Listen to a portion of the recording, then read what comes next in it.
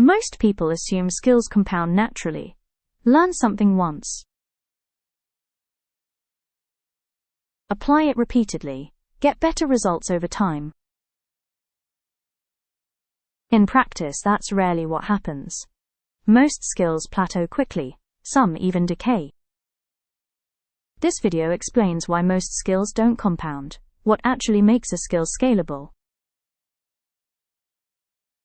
and how operators think differently about where to invest effort. Effort feels productive. Time spent learning, time spent practicing, time spent improving.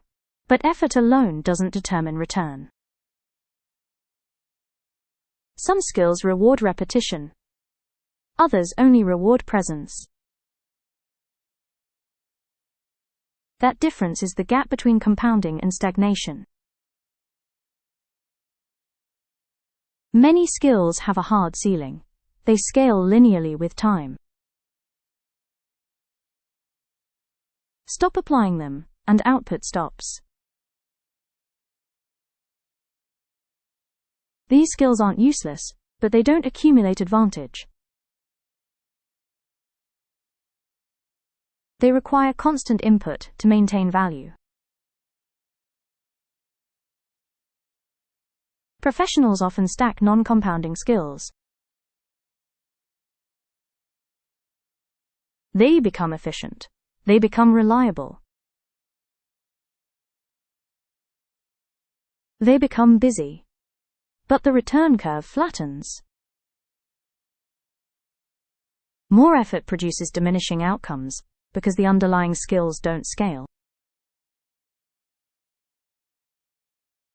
Compounding doesn't mean improvement. It means future effort becomes more valuable because of past work. The skill continues working even when attention moves elsewhere.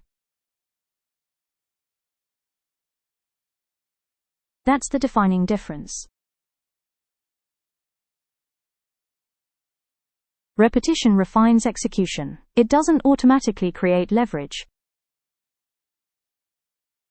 If a skill only produces value at the moment of use, it doesn't compound, it resets daily.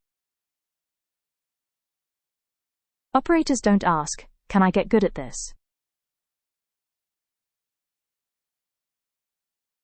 They ask, "Does this create residual impact?" They look for skills that influence decisions repeatedly, improve outcomes indirectly, scale beyond direct effort. Judgment compounds because it transfers.